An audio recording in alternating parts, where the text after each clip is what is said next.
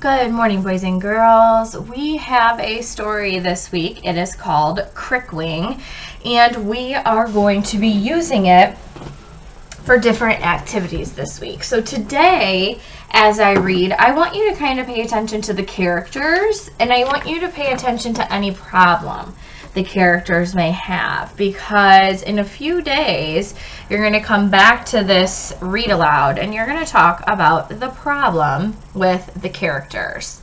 So if you take a look, sorry, I'm just trying to move my computer out of the way a little bit.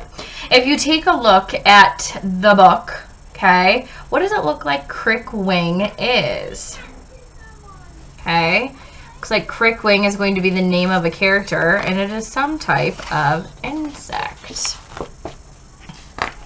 So this is by Janelle Cannon. Oh, that's a bit blurry. Far below the great forest canopy lies a shadowy world that many insects call home. Among the damp clutter of fallen leaves and branches, leaf-cutting ants toil all day while large cockroaches await their evening search for food. One cockroach had looked like all the others until a close call with a hungry toad.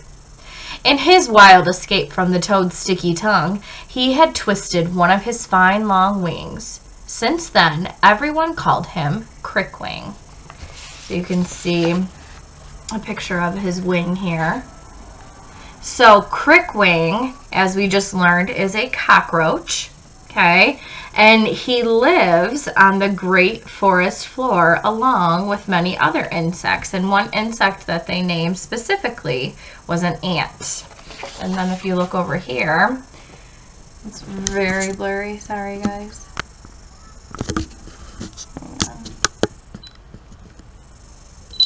There. Okay, there is the toad coming at Crickwing. So, does Crickwing have a problem so far? We're not sure how much of a problem it's going to be, but so far we know that he does have a twisted wing. Crickwing despised his nickname, and he avoided hearing it by staying far away from the other creatures. He would sneak out to find his food when the night was darkest, knowing that the forest was crawling with predators, even worse than ravenous toads. The forest seemed much less fearsome whenever Crickwing found a nice pile of tasty leaves, roots, and petals. He took comfort in their bright colors and interesting shapes, and he often built sculptures from them before he ate them. When he was busy playing with his food, he could almost forget the pain in his crooked wing. One night, Crickwing created the most wonderful sculpture ever. He was so absorbed in his work that he didn't hear the soft footsteps behind him. Any predictions of what the soft footsteps may be? Pow! Swoosh! A sharp-eyed monkey clobbered Crickwing and swiped his sculpture. Crickwing dived for cover. I only let him get away with that because he's so big, he grumbled, cowering under a rotten log. And here's the monkey batting away the sculpture, and there goes Crickwing. Here's the sculpture that Crickwing was making.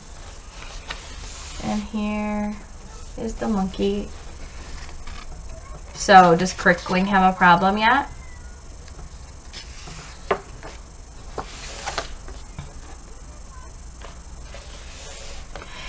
Crickwing hid until the next night when hunger drove him out to search for a meal. But as soon as he had added the final flower petal to his dinner, an enormous, scaly lizard nearly gulped him down. Crickwing dodged and the lizard took off with his edible artwork. Another masterpiece ruined, Crickwing panted. I'm starving and my wing aches. I don't know if I can take this much longer. Here's the lizard. Here's Crickwing, and it's almost like he's offering it up. So I think we're kind of seeing a theme with Crickwing's problem. He has all of these larger animals in the forest that are coming to eat his creations.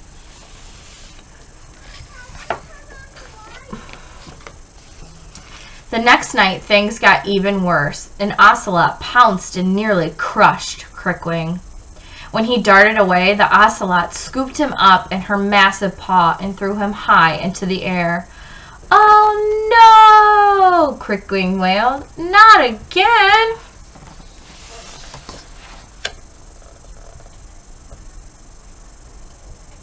So this time, the animal was coming for Crickwing.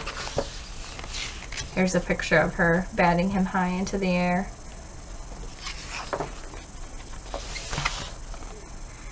When he landed, Crickwing scrambled about in a panic and leaped into a crevice under a stone where he collapsed into angry tears. "I'm so tired of having to run from giant predators," he seethed. "I hate being so small, and I hate never being able to finish a meal. I'm a mere exoskeleton." Through the long night, Crickwing's wing throbbed as he waited in his hideout. But look what's happening in his hideout.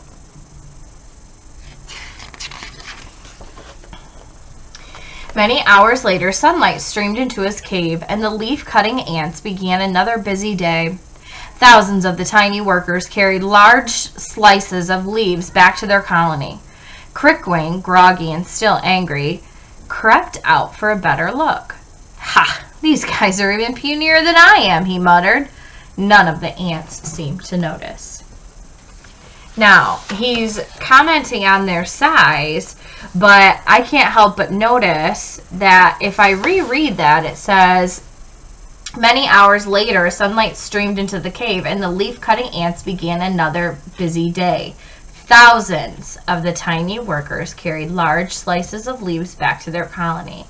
So these ants are working together for their goal. Now Crickwing is thinking he can use their size against them, but if they're all working together, who do you think has a better chance of reaching their goal? Now that's different because Crickwing has thus far worked on his own. Crickwing inched closer. "There's something about these eensy critters that just bugs me. Why isn't anyone bothering these little twerps?" He placed a spiny leg across the leaf-cutter path. "Well, let's see what happens now," he chortled. "Have a nice trip. See you next fall." Get it? Fall means two things. Here's a picture. So he knocked one over. But what are these two here doing? He's knocked this one over. And this is a closer picture of this over here. But what are these two doing?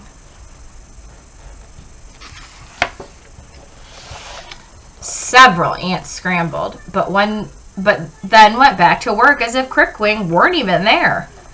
"This will get their attention," he growled, picking up a leaf from the path. The ant carrying the leaf hung on tight, which gave Crickwing a dastardly idea.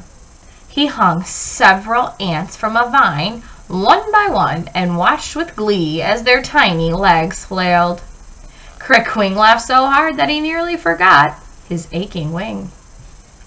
That night, Crickwing wolfed down a sweet flower bud, not even noticing its dazzling purple color. He had work to do. So there are the 3 ants. Meanwhile, if he only has 3, there are thousands of others excuse me, working.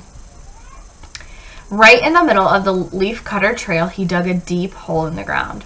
Then he crouched behind a rock, waiting to see what the ants would do. In the very, very early dawn, the ants rose as usual and went to work. When they returned, their cargo clamped in their jaws, they could barely see their way. They plummeted into the trap, piling into a great green heap.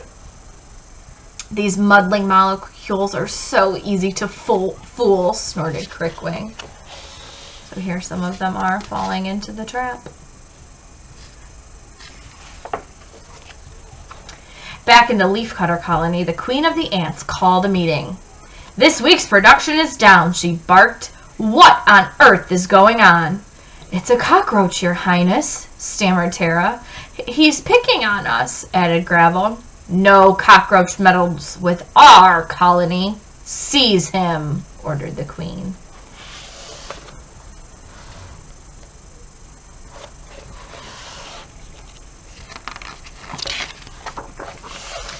The next morning, the ants found Crickwing fussing with his latest ant trap. He had no choice for escape as thousands of leafcutters swarmed over him, dragged him back to the anthill, and marched him down its dark, winding corridors. When the tunnels narrowed, the ants crammed Crickwing through one final tight spot. Pop! His wing snapped back into place, and he realized that the throbbing ache was gone. Before he could give it another thought, the ants pulled their prisoner into a chamber and buried him up to his neck. For hours, the whole colony filed by, whispering to one another. How do you think he became so awful? And his mother must be heartbroken. There he is, buried. I wonder if he'll realize, well, while he's buried, what a fixed wing could mean for him. That big oaf showed up just in time for the annual peace offering to the army ants, crowed the queen. There's no way they'll attack us if we hand this hefty no-gooder over to them. Truss him up like the fat turkey he is and ship him out. The leafcutters bound Crickwing, hauled him back through the dim tunnels, and carried him up into the forest. All working together still. The ants hiked in silence for a long time. I can't do this, Eartha blurted at last. Neither can I, Tara shuddered. Remember the giant beetle we brought to the army ants last year? Yeah, they took him apart before we could even turn around and leave, quavered Gravel. Crickwing gulped. Nobody deserves that, not even this big bully, said Eartha. I say, let him go. He never really hurt any of us. What will we tell the Queen? Tara gasped. And what about the army ants? Gravel howled. They'll level our colony. I just can't watch them shred this guy, insisted Eartha. We'll figure something out on the way back. Let's go. The ants released Crickwing and fled.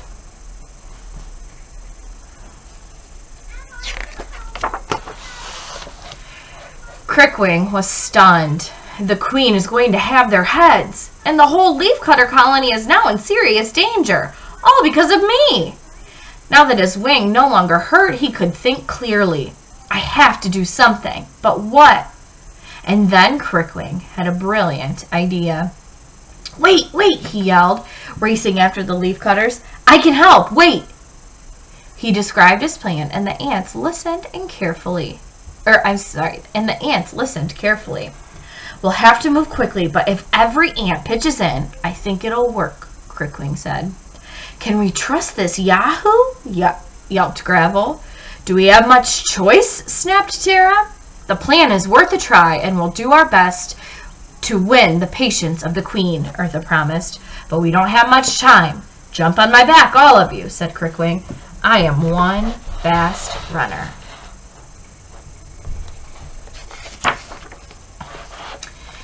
In a far corner of the forest, in the army ant camp, the lieutenant paced angrily. Those leaf-eating fools are late, he snarled. If we don't have our peace offering by tomorrow at dawn, we march in and take what's rightfully ours. As the hours passed, the army ants grew more agitated.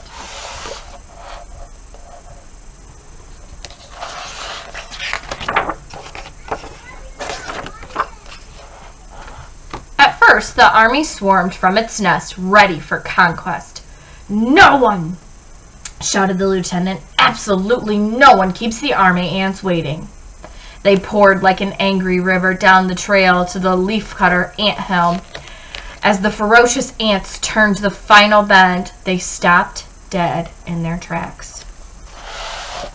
Here they come. Look at the whole swarm of them. I wonder what made them stop. Uh-oh. Anybody know what that is? For a long, silent moment, they stared at the hugest, strangest, greenest ant-eater they'd ever seen. It loomed high over them, its terrible tongue dangling from its mouth. The lieutenant's squeaky voice broke the quiet. "Halt! About face! Run away!" The army ants tripped over one another as they scrambled back towards their camp, none of them daring to look back.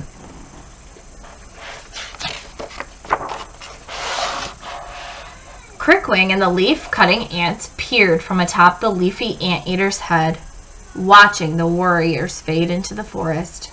They all held their breath until the entire terrified horde had vanished. Then the queen approached. "I don't think we'll be seeing them ever again, thanks to you and your enormous sculpture, Crickwing," she said. "Or should we call you Straightwing now? We need someone to help us keep this anteater in order, so I hope you will decide to join our colony. And I hear you're an incredible chef." "Oh, I just like to play with my food," Crickwing replied. "And please, call me Crickwing, Your Highness. I would very much like to stay. The first thing I want to do is prepare a great celebration feast for everybody."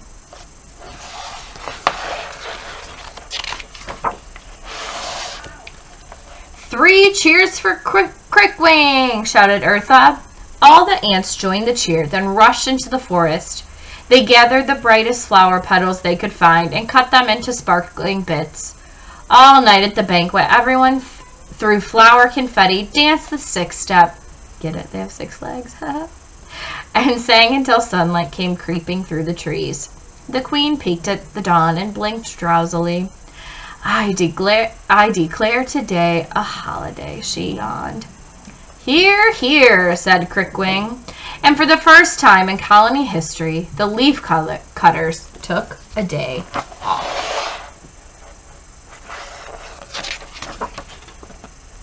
The end. So, boys and girls, Crickwing had a problem, and he took his troubles out on the ants. So then the ants had a problem, and then they worked together to solve their problem. So I hope you enjoyed this story. Tomorrow you will reread it and do a retell of the story. And then Thursday you will write your opinion of Crickwing and the ants working together. So I hope you enjoyed. Have a great week, boys and girls.